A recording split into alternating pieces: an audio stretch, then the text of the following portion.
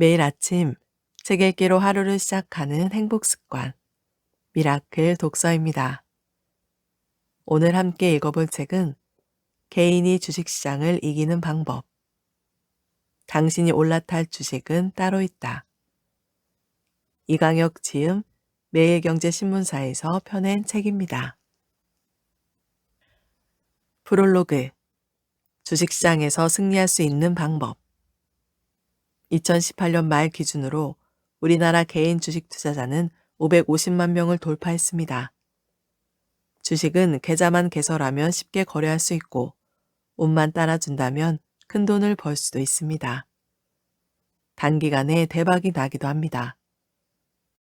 하지만 오랫동안 주식에 투자한 사람이라면 꾸준히 수익을 내는 것이 얼마나 어려운지 잘 알 것입니다. 주식 투자를 오래 한 사람은 많지만 돈을 많이 번 사람은 드뭅니다. 약세장에서는 이익은 고사하고 잃지만 않아도 성공이라 할 수 있습니다.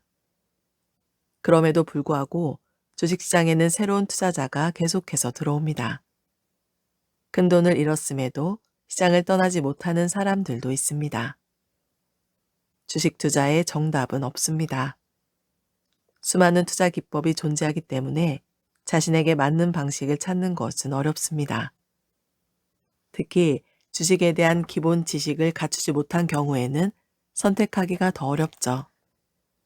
기본 지식이 있더라도 성격과 맞지 않거나 통찰력이 없다면 성공하기 힘들 겁니다.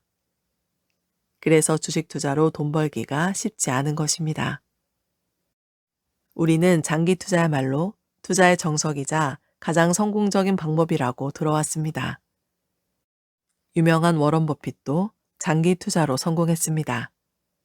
장기 투자 신봉자가 많다 보니 주식 투자 책 중에는 장기 투자에 대한 것이 가장 많습니다. 장기 투자는 성공 사례가 많습니다. 그러나 성공 사례가 많다는 이유로 일반 투자자가 어설프게 흉내냈다가는 실패할 수 있습니다. 장기 투자야말로 전문가의 영역입니다. 장기 투자는 종목에 대한 사전 지식과 꾸준한 관찰, 주가에 대한 가치 분석력, 웬만한 주가 변동에도 흔들리지 않는 배짱과 끈기, 통찰력 등 많은 능력을 갖춰야 가능합니다. 데이 트레이딩이나 기술적 분석도 많이 쓰는 방법입니다. 하지만 기술적 분석은 일반 투자자가 관련 지식을 갖추기 어렵습니다. 계량적 데이터를 이용해 주식 방향을 예측하는 방식 역시 일반 투자자가 접근하기 쉽지 않습니다. 시중에 기본적 분석을 다루는 책은 많습니다. 하지만 회계적 지식이 부족하면 책의 내용을 이해하기 힘듭니다. 실전에 적용하기까지 시간도 너무 많이 걸립니다. 주식 관련 책은 굉장히 많지만 일반 투자자들이 쉽게 이해할 수 있고 따라하기 좋은 투자 방법을 제시하는 책은 드문 것 같습니다. 필자는 투자 전략가, 애널리스트, 펀드 매니저, 지점장 등 다양한 직무를 경험했습니다. 그동안의 경험을 통해 일반 투자자가 꼭 알아야 할 기본 지식과 주식시장을 이기는 영리한 전략을 이 책에 담았습니다. 책은 크게 4개의 파트로 구성됩니다. 파트 1에서는 주식시장에 대해 이야기합니다. 이론적인 내용보다는 30년간 주식시장에서 느낀 점과 개인 투자자들이 많이 궁금해하는 내용을 중심으로 다뤘습니다. 파트 2와 3에서는 주식 투자를 한다면 꼭 알아야 하는 기본적 분석을 설명하고 있습니다. 많이 사용하지 않는 분석은 과감히 생략하고 꼭 알아야 하는 분석만을 이해하기 쉽도록 썼습니다.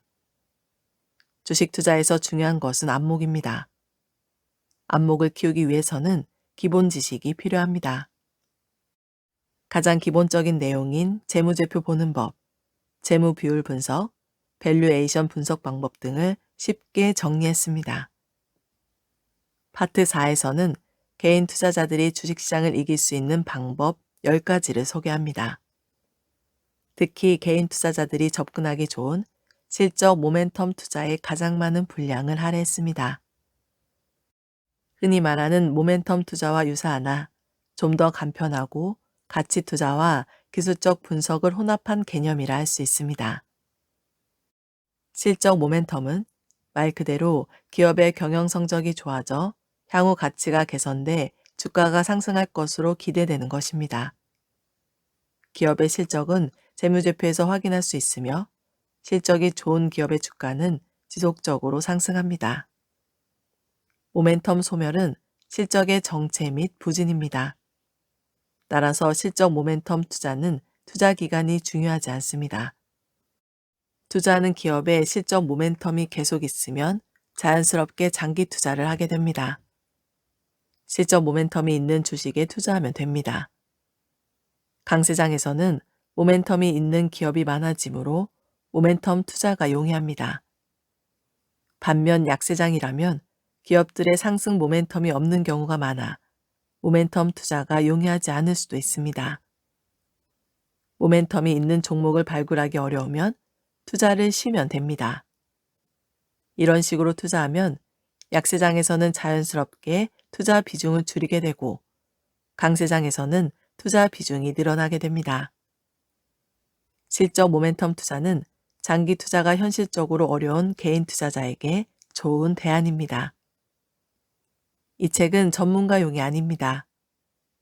투자자마다 철학이 다르기 때문에 모든 사람을 만족시킬 수 없습니다. 그러나 주식을 처음 하는 사람, 다시 시작하는 사람, 혹은 제법 경력이 됐음에도 자신만의 투자 방법을 확립하지 못한 사람, 그리고 금융기관에서 일하는 PB들에게 많은 도움이 될 수 있을 것입니다. 세상의 어떤 책도 대박나는 법을 가르쳐 주지는 않습니다. 대박은 개인의 노력과 운, 그리고 타고난 자질 등이 조화를 이룰 때 얻을 수 있습니다. 주식을 계속하려면 꼭 대박이 나지 않아도 괜찮습니다. 기대 수익률만 충족하면 됩니다. 돈을 벌기 위해 주식 투자를 하지만 그보다 더 중요한 것은 돈을 잃지 않는 것입니다. 시장을 잘 이해하고 자신만의 투자 방법을 찾는 것이 주식시장에서 돈을 지키고 승리할 수 있는 비법입니다. 이 책은 강의 내용을 중심으로 쓰였습니다. 그래서 강의 듣는 것 같은 느낌이 들도록 대부분 경어체, 가끔은 대화체로 서술했습니다. 이 책에 도움을 주신 삼성증권 맹영재 수석, 투자정보팀 후배들과 감수를 기꺼이 해준 김선열 회계사님, 포스코 경영연구원 오정훈 상무님께도 감사드립니다. 아울러 이 책이 세상에 나올 수 있도록 협조를 아끼지 않은 매경출판 임직원 여러분께도 감사 인사를 드립니다. 이강혁. 파트 4. 시장을 이기는 영리한 투자. 이번 파트에서는 개인 투자자들이 접근하기 쉽고 승산이 높은 투자법을 소개합니다. 우선 방법 중 하나로 실적 모멘텀 투자의 많은 부분을 할애했습니다. 실적 모멘텀이란 말 그대로 기업의 경영 성적이 좋아져 향후 밸류에이션이 개선돼 주가가 상승할 것으로 기대되는 것입니다. 이런 기업의 실적은 재무제표에서 확인됩니다.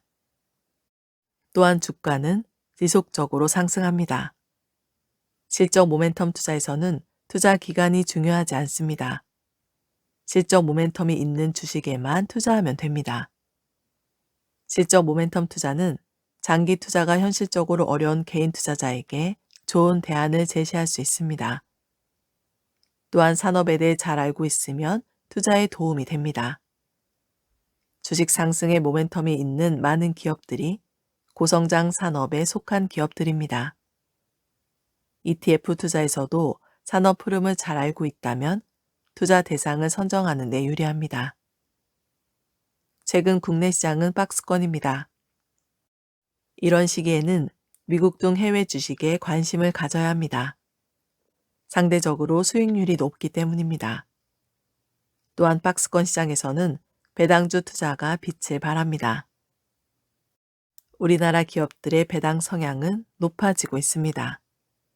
저금리 지속, 변동성 감소, 배당 성향 증가 등으로 어느 때보다 배당 투자의 매력이 증가하고 있습니다. 우량 소형주 투자도 개인 투자자에게 승산이 높은 방법입니다. 물론 전제 조건이 따릅니다. 기본기가 충실하고 기관보다도 정보 우위에 있어야 합니다. 주식 투자는 결국 스스로 판단하고 책임을 지는 것입니다. 그렇지만 주변에 전문가가 있다면 시장을 이기는 데 크게 도움이 됩니다. 전설적인 투자자들의 교훈 속에서도 충분히 도움을 얻을 수 있습니다. 실적 모멘텀 투자란? 실적 모멘텀 투자의 시작. 성공적인 장기 투자는 놀라운 결과를 보여줍니다. 코스피가 도입된 1980년 초 지수에 투자했다고 가정하면 배당 수익을 제외하고도 2018년 말까지 수익률이 1941%에 달합니다. 만일 당시 삼성전자를 사서 2018년까지 보유했다면 배당 수익률을 제외하고도 38년간 무려 약 45,000%의 수익률을 올렸을 것입니다. 연평균 18%의 수익률입니다. 장기 투자 성공 사례는 삼성전자만이 아닙니다. 네이버, 신세계, 아모레퍼시픽 같이 3년에서 5년 투자만으로도 장기 투자의 위대함을 증명하는 사례는 쉽게 찾아볼 수 있습니다. 실제로 워런 버핏이나 피터 린치와 같은 위대한 투자자는 대부분 장기 투자자입니다. 피터 린치의 마젤란 펀드의 수익률은 1997년부터 1990년까지 2700%에 달했습니다. 워런 버핏이 운영하는 버크셔 해서웨이의 수익률도 연평균 20%가 넘는 것으로 알려져 있습니다. 하지만 장기 투자는 전문가의 영역입니다. 장기 투자를 위해서는 사전 지식과 꾸준한 관찰, 분석력, 웬만한 주가 변동에도 움직이지 않는 배짱, 끈기 등 많은 능력을 갖춰야 합니다. 어설프게 흉내만 낸다면 오히려 돌이킬 수 없는 큰 손실을 볼 수도 있습니다. 1989년 지수가 처음 1000포인트를 돌파했을 때 많은 시장 전문가들은 지수 1000포인트 시대가 열렸다고 기뻐했습니다. 그러나 1989년에서 2006년 중반까지 코스피 지수는 무려 16년간 500에서 1000포인트의 박스권에서 머물렀습니다. 삼성전자 등 몇 종목을 제외하고는 장기 투자가 별로 의미 없는 기간이었습니다. 펀드도 마찬가지였습니다. 500포인트 근처에서 가입한 투자자를 제외하고는 의미 있는 수익률을 내지 못했습니다. 하지만 2005년 이후 지수가 2000포인트를 돌파했을 때 대형 우량주 중심의 종목들이 크게 상승하며 펀드 수익률이 좋아졌습니다. 한국 시장에서 장기 투자가 의미를 보인 시점도 이때부터입니다. 또한 금융위기 이후 2011년부터 2016년까지 6년 동안 지수는 박스권에서 머물렀지만 주가 차별화가 지속적으로 이뤄지면서 제약, 화장품 등 몇몇 종목들은 2, 3년간 투자로 큰 수익을 올릴 수 있었습니다. 그렇다면 장기 투자는 몇 년을 말하는 걸까요? 장기 투자 기간을 정확히 정의하기는 어렵습니다. 펀드를 운용하는 펀드 매니저들도 저마다 의견이 다르지만 1년 이하는 단기, 1년에서 3년은 중기, 3년 이상은 장기라고 합니다. 심지어 워런 버핏은 10년 이상 보유할 종목이 아니면 10분도 가지고 있지 말라고 했습니다. 그의 투자 기간은 최소 10년 이상일 것입니다. 개인 투자자들에게 물어보면 보통 투자 기간이 6개월 이내면 단기, 6개월에서 1년이면 중기, 1년 이상이면 장기로 인식하는 것 같습니다. 개인 투자자들의 단기, 중기, 장기는 기관 투자자들보다 더 짧은 것을 알 수 있습니다. 장기 투자를 어려워하는 이유. 첫째, 대다수의 투자 성향이 장기 투자와 맞지 않습니다. 주식은 리스크가 큰 금융상품입니다. 만약 투자 성향이 보수적이거나 안정 추구형이라면 섣불리 주식에 참여했다가 큰 코 다칩니다. 변동성이 커지면 장기는 고사하고 짧은 기간도 심리적으로 버티기 어렵습니다. 주식이 예측대로만 된다면 참 쉽겠지만 주식의 향방을 예측하기는 정말 어렵습니다. 중간에 빠져나올 수 있는 용기도 필요합니다. 또 크고 작은 주가의 흔들림에 굳건히 맞서야 합니다. 투자 성향이 주식과 맞지 않는 사람들은 대부분 장기 투자와 어울리지 않습니다. 둘째, 장기적으로 보유할 종목을 고르는 분석력이 부족합니다. 많은 투자자들이 기간을 떠나 기본적인 분석력 없이 주식 투자를 하는 경우가 많습니다. 분석력을 갖추려면 기본적인 지식과 역량을 갖춰야 합니다. 여기서 말하는 기본 지식이란 재무제표, 밸류에이션 분석, 산업 트렌드, 경제 현황 파악입니다. 분석력이 없다면 단기 투자도 성공하기 어렵습니다. 하물며 꾸준한 분석력이 필요한 장기 투자는 더욱 어렵습니다. 셋째, 장기 투자를 하더라도 그 기간 동안 투자 종목의 주가에 합당한 데이터를 보유하지 못합니다. 즉, 주가에 대한 확신이 부족합니다. 장기 투자를 위해서는 처음 매입했을 때 확신했던 근거를 꾸준히 조사하고 정보를 수집해야 합니다. 그러나 주가의 가치가 변함에도 불구하고 대부분 처음에 가진 확신을 그대로 믿는 경향이 있습니다. 이렇게 해서 성공했다면 이는 운이 많이 작용했다고 볼 수 있습니다. 적어도 본인의 투자 종목이 처음 예측한 것과 맞는지 계속 모니터링하고 분석해야 합니다. 대부분 개인 투자자들은 지속적으로 데이터를 수집하지 못합니다. 한편 일부 개인 투자자들은 기술적 분석만을 이용해 트레이딩 혹은 반복 매매를 하는 단기 투자에 뛰어듭니다. 이와 같은 방법 역시 개인 투자자들이 성공하기는 만만치 않습니다. 단기 반복 매매는 필연적으로 많은 거래 비용이 수반되기 때문입니다. 또한 지수의 변동이 작아지면 단기 투자 종목을 찾는 것이 어렵습니다. 기술적 분석으로 단기 투자에 성공한 사례도 있고 성공한 전문가들도 나오고 있으나 이 분야도 개인 투자자들이 쉽게 접근할 수 있는 영역으로 보기는 어렵습니다. 더욱이 최근에는 기관 투자자들이 초고속 퀀트 시스템을 이용한 트레이딩에 나서고 있어 단기 트레이딩 시장에서도 개인 투자자들이 설 자리는 점점 사라지고 있습니다.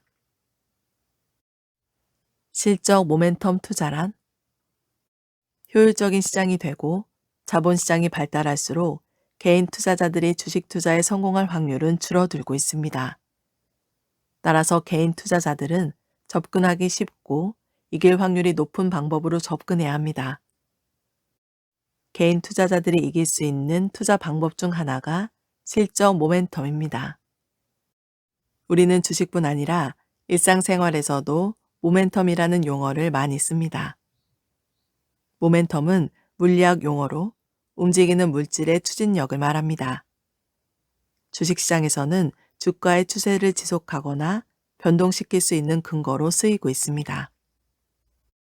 주식시장의 모멘텀은 주로 변수로 이벤트, 재료, 수급, 실적, 뉴스 등 여러 가지가 있습니다. 모멘텀 투자 방식은 오랜 기간 동안 우수성을 증명해 왔습니다. 모멘텀 투자는 달리는 말에 올라타자는 전략입니다. 즉, 추세에 순응하는 투자입니다. 올라가는 것은 사고, 내려가는 것은 팝니다. 이러한 모멘텀을 측정하기 위해 기술적 분석가들은 차트를 이용해 추세를 분석합니다. 모멘텀 투자를 추종하는 일부 운용기관에서는 대부분 개량적인 방법을 이용하고 있습니다. 예를 들면 6개월 혹은 12개월 주가를 이용해 기준 시점 대비 상승을 보이는 종목에 투자하는 방법입니다. 그러나 이러한 방법들은 개인들이 이용하기에 다소 무리가 있어 보입니다. 기술적 분석이나 개량 분석의 전문성을 갖추기가 쉽지 않기 때문입니다. 또한 달리는 말에 탔는데 말을 제대로 모르고 다루지 못하다가 낙마하면 큰 위험에 빠질 수도 있습니다. 모멘텀 투자의 핵심은 실적입니다. 기업 실적도 여러 요인에 의해 모멘텀을 받으면 상당 기간 성장이 지속됩니다.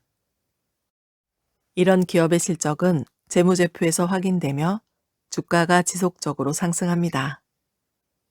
실적 모멘텀 투자에서는 스토리도 중요합니다.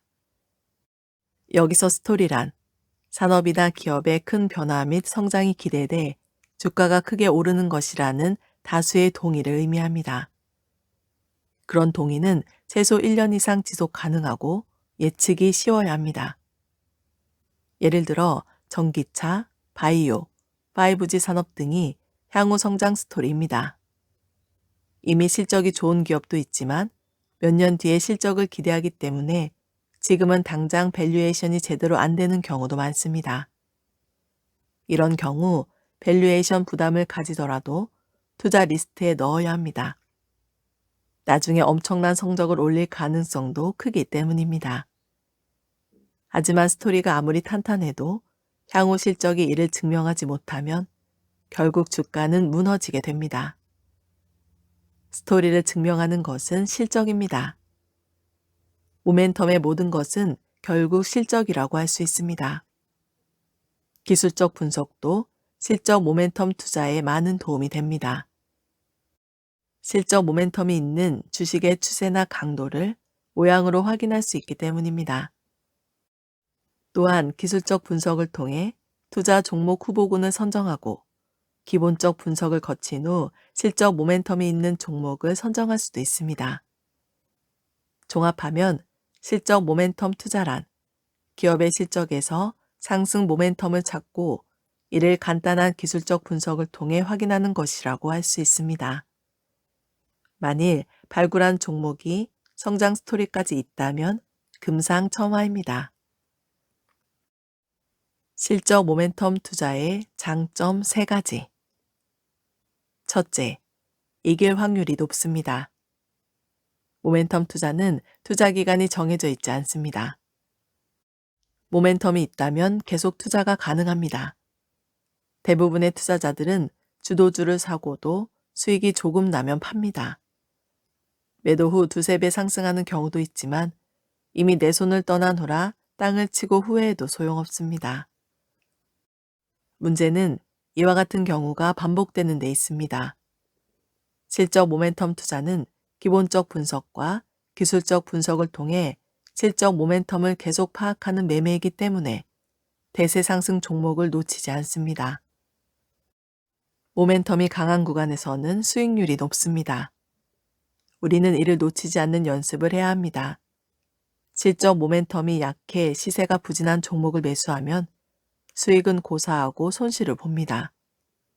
반면 실적 모멘텀이 지속되면 팔고자 하는 유혹을 이겨내야 합니다. 둘째, 리스크 관리가 가능합니다. 실적 모멘텀이 있는 주식에만 투자하면 됩니다. 강세장이면 모멘텀 투자가 용이할 수 있고 약세장이면 용이하지 않을 수도 있습니다. 모멘텀이 있는 종목을 발굴하는 것이 어려우면 투자를 쉬면 됩니다. 이런 식으로 투자하면 강세장에서는 투자 비중이 늘어나고 약세장에서는 자연스럽게 투자 비중이 줄어듭니다.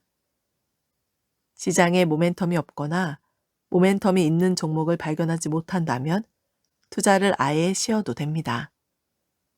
본인이 관심 있고 아는 종목에서 모멘텀을 발견할 수 없었다면 무리해서 시장에 참여할 필요 없습니다. 이길 확률이 높을 때 참여해야 승리할 가능성이 높아집니다. 셋째, 실적 모멘텀 투자는 개인에게 적합한 투자입니다. 계속 강조하지만 초단기 투자나 장기 투자는 전문가의 영역입니다. 대부분 개인 투자자들은 주식을 오랫동안 공부하면서 보유하는 데 익숙하지 않습니다. 모멘텀이 있는 기간 동안 관심 종목에 투자해도 충분합니다. 개인 투자자들은 약간의 기본적, 기술적 분석 지식과 꾸준한 관찰만으로도 성공적인 모멘텀 투자를 할 수 있습니다. 실적 모멘텀을 읽어라. 다음 5가지 유형은 실적 모멘텀을 발견하는 데 매우 도움이 됩니다. 5가지 유형은 경기 관련주, 재무제표에서 신호를 보내는 종목군, 산업 트렌드, 차트에서 신호를 보내는 종목군, 우량 소형주 등입니다. 1. 경기 관련주. 경기 관련 사업들은 업다운이 심합니다. 물론 관련 산업들의 라이프 사이클에 따라 진폭은 다르지만 몇 년을 두고 업다운을 반복하는 특징이 있습니다. 이런 산업군들은 업턴을 시작하면 1년 이상 이어지는 경우가 대부분이기 때문에 모멘텀이 시작되는, 즉 실적이 개선되는 초창기에 투자하면 큰 수익을 올릴 수 있습니다. 이러한 산업으로는 건설, 철강, 조선, 화학 등이 있습니다. 이걸 누가 몰라? 라고 할 수도 있지만 이런 종목군은 실적 모멘텀 유무에 따라 투자할 때와 하지 않아야 할 때가 명확히 구분됩니다. 이것만 알아도 투자에 많은 도움이 됩니다. 2. 재무제표에서 신호를 보내는 종목. 실적이 개선되기 시작하면 재무제표를 통해 신호가 나타납니다.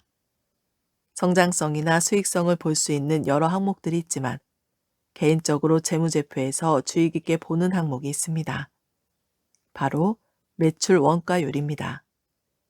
매출 원가율을 보면 매출액에 영향을 받는지 아니면 원가 절감을 하고 있는지 알 수 있습니다. 즉, 기업의 가장 본질적인 요인을 파악할 수 있습니다. 또 하나는 ROE 개선도입니다.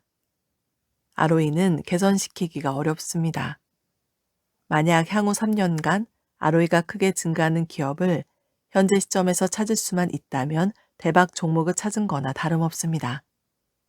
특히 금융주는 무엇보다도 ROE에 주목해야 합니다.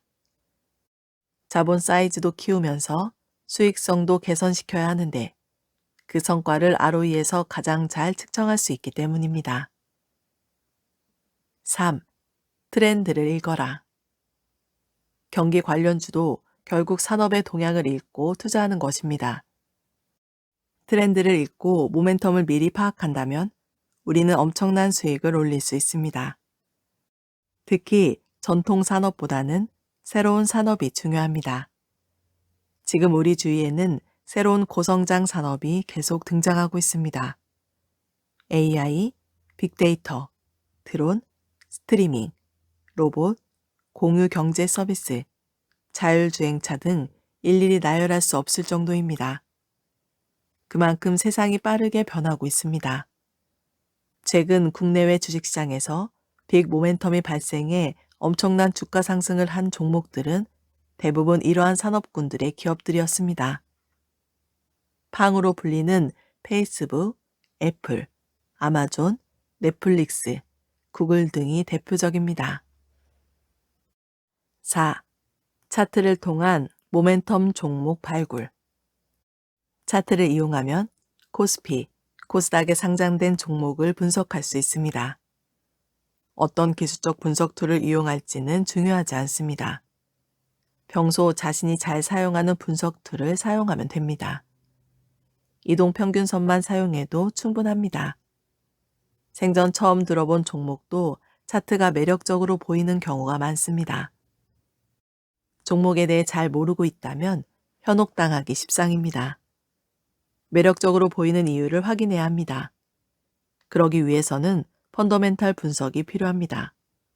펀더멘탈 측면까지 확신이 서면 그때 행동으로 옮겨도 늦지 않습니다. 5. 우량 소형주 투자. 소형주 투자는 동전의 양면과도 같습니다. 잘하면 대박이지만 못하면 쪽박일 가능성도 큽니다. 소형주는 리서치 센터 분석 리스트에도 있지 않고 추천하지도 않습니다. 필자 역시 기본적 분석이 없는 투자자에게는 소형주를 추천하지 않습니다. 하지만 증권사 추천 리스트에 배제되어 있어 기관들마저 외면하니 개인 투자자들이 정보의 우위에 설 수 있습니다. 기관 투자자들은 소형주에 관심 가질 여력이 없습니다. 그들은 보유 종목 100개에서 200개를 제대로 관리하기도 벅찹니다. 만약 확실한 정보 우위와 기본적 분석을 할 수 있다면 승산이 있습니다. 역설적으로 소형주가 실적 호전주로 주목받고 시가총액이 커져 기관이 관심을 가질 경우 모멘텀이 꺾일 가능성이 큽니다. 따라서 소형주는 끊임없이 관찰해야 합니다. 정보가 많지 않으므로 내가 모르는 리스크에 노출될 가능성도 크기 때문입니다. 모멘텀 투자와 기술적 분석. 실적 모멘텀 투자는 기본적 분석을 바탕으로 기술적 분석을 가미한 것입니다. 기술적 분석은 특히 모멘텀 투자에서 주가의 방향성을 판단할 때 좋은 보조 역할을 합니다. 또한 기술적 분석은 기본적 분석에 비해 분석 시간이 짧기 때문에 기술적 분석을 통해 유망 종목군을 선정하고 추후 기본적 분석으로 최종 투자 종목을 선정할 수 있습니다. 시장에는 많은 기술적 분석 방법이 있습니다. 이동평균선, MACD, RSI, 스토캐스틱, 일목균형표 등이 일반적으로 많이 사용되는 기술적 분석입니다. 기술적 분석이 사라지지 않는 것은 그 유용성이 아직도 지지를 받고 있다는 반증입니다. 반면 어느 방법도 사람들에게 어필되지 못하는 것은 유용성이 압도적이지 못한 것을 말해줍니다. 어떤 기술적 분석을 이용해 몇 번 맞추게 되면 남들이 모르는 진리를 혼자만 알고 있는 듯 하지만 곧 한계에 봉착하게 됩니다. 그래도 주식시장의 움직임에서는 기술적 분석을 적용할 수 있는 패턴들이 있습니다. 지지, 저항, 돌파, 이탈, 추세 등의 기본적 개념은 매매에 많은 도움을 줍니다. 기술적 분석을 통해 알고자 하는 것은 두 가지입니다. 하나는 관심 종목의 현재 추세를 파악하는 것이고 또 하나는 모멘텀의 생성, 강도, 소멸 등을 확인하는 것입니다. 이러한 것들을 파악하는 데는 이동평균선만 잘 활용해도 충분합니다. 추세는 강한 상승, 약한 상승, 강한 하락, 약한 하락, 그리고 횡보 등으로 나뉩니다. 추세는 단순히 그래프 모양만으로도 분류할 수 있습니다. 문제는 추세의 지속성입니다. 우리는 상승하며 정고점을 계속 돌파하는 것을 상승 추세라 합니다. 상승 추세가 5일 이동평균선 혹은 20일 이동평균선을 거의 하향 이탈하지 않고 상승하는 모양을 강한 상승이라 할 수 있습니다. 그 상승세가 다소 약해져도 20일 이동평균선 혹은 60일 이동평균선을 지키며 상승하는 모양을 약한 상승이라고 합니다. 상승 추세가 이어질 때 상당 기간 정고점을 뚫지 못하고 횡보할 때가 있습니다. 이때 고점을 뚫지 못하더라도 새로운 저점이 3개 이상 생길 때까지는 섣불리 모멘텀이 소멸했다고 판단하지 않는 것이 좋습니다. 강한 상승을 할 때는 20일 이동평균선을 이탈하지 않습니다. 그러나 강한 상승에서 약한 상승으로 전환되면 20일 이동평균선을 이탈하며 60일 이동평균선까지 조정받는 경우가 있습니다. 보통 상승세가 오랫동안 이어진 종목이 60일 이동평균선에 2번 닿으면 모멘텀 소멸이 의심된다고 판단하고 기업의 실적과 밸류에이션을 다시 조사해 의사결정을 내립니다. 하락 추세 모양도 마찬가지입니다. 상승 추세 모양을 역으로 해석하면 됩니다. 단, 하락 패턴에서 3개 이상 정고점을 돌파하지 못하면 보통 추세가 전환됐다고 속단하지 않는 것이 좋습니다. 대부분 종목은 상승, 조정, 하락, 조정, 상승, 과정을 반복합니다. 어떤 종목은 조정 국면이 생략되기도 합니다. 새로운 이벤트가 발생하지 않는 한 추세가 정해지면 보통 오랜 기간 한 방향으로 진행됩니다. 또 모멘텀을 잃어버린 종목 중에는 지속적인 하락으로 인해 시장에서 사라지는 종목도 있습니다. 여기서 실적 모멘텀 투자는 대부분 상승 추세에서의 투자만을 말합니다. 이동평균선을 이용할지 아니면 다른 기술적 분석 방법을 이용할지는 중요하지 않습니다. 본인에게 편한 방법을 사용, 추세와 모멘텀 강도에 맞게 사용하면 됩니다. 기술적 분석을 통해 놓치고 있는 것을 다시 보고 한편으로는 새로운 보석을 발견할 수 있는 기회를 얻을 수 있습니다. 주의해야 할 점은 기술적 분석도 어떻게 해석을 하느냐에 따라 판단이 다르며 그 판단이 틀리는 경우도 많다는 것입니다. 기술적 분석에 너무 의존하면 기본적 분석에서 말해주는 것을 놓칠 수 있습니다. 실적 모멘텀 투자에서 기술적 분석은 기본적 분석을 보완하는 역할로 한정해야 합니다. 기본적 분석과 기술적 분석이 서로 다른 신호를 보낼 수도 있습니다. 어느 것이 더 유용한지는 중요하지 않습니다. 실적 모멘텀 투자는 결국 기본적 분석을 중심으로 최종 의사를 결정하는 것이니 기술적 분석은 참고만 하는 것이 바람직합니다. 오늘 미라클 독서는 여기까지 읽도록 하겠습니다. 오늘도 감사합니다.